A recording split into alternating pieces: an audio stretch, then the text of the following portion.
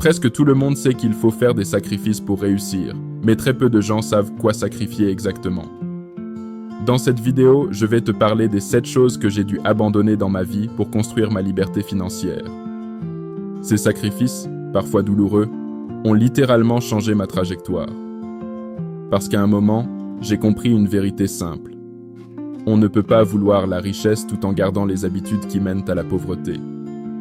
Et aujourd'hui, après avoir accompagné des centaines de jeunes entrepreneurs, je me rends compte que beaucoup d'entre eux restent prisonniers des mêmes erreurs, des mêmes blocages, et c'est peut-être ton cas.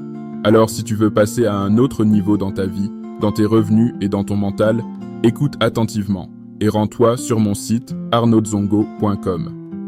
1. J'ai sacrifié le bling bling. Pendant longtemps, j'ai cru que réussir voulait dire montrer qu'on réussit. Les vêtements de marque, les téléphones dernier cri, les objets luxueux. Mais j'ai fini par comprendre que vivre au-dessus de ses moyens, c'est le premier piège de la pauvreté. Quand j'étais étudiant, j'avais un budget de 250 € par mois.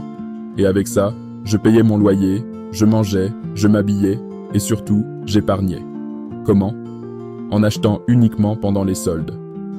En choisissant ce dont j'avais besoin, pas ce que j'avais envie. J'ai appris à dire non aux objets chers, aux tentations inutiles. Parce que la vérité, c'est que tu ne deviens pas riche en achetant comme un riche, mais en épargnant et en investissant comme un futur riche. 2. J'ai sacrifié les relations inutiles. C'est peut-être l'un des choix les plus difficiles que j'ai fait. J'ai dit non aux relations, non aux distractions amoureuses, non à la drague. Non pas parce que je ne voulais pas aimer, mais parce que j'avais un but plus grand. À cette époque, je voulais me concentrer à 100% sur mes études, sur mes projets, sur ma famille au pays. J'ai compris que quand tu veux construire ton avenir, tu n'as pas besoin de quelqu'un qui te distrait. Tu as besoin de quelqu'un qui te soutient. Et à ce moment-là, la meilleure chose à faire, c'était d'être seul. Aujourd'hui, je suis marié, heureux, épanoui. Mais si j'avais cédé à toutes les distractions à cette époque, je ne serais probablement pas là où je suis. Parfois, s'éloigner d'une relation, c'est se rapprocher de sa mission. 3. J'ai sacrifié les boîtes de nuit et les soirées. Je n'ai jamais mis les pieds dans une boîte de nuit, ni en France, ni ailleurs. Parce que je savais une chose. On ne construit pas ses rêves dans le bruit, mais dans le silence. Les week-ends, pendant que certains sortaient, moi je travaillais, j'apprenais, je bâtissais.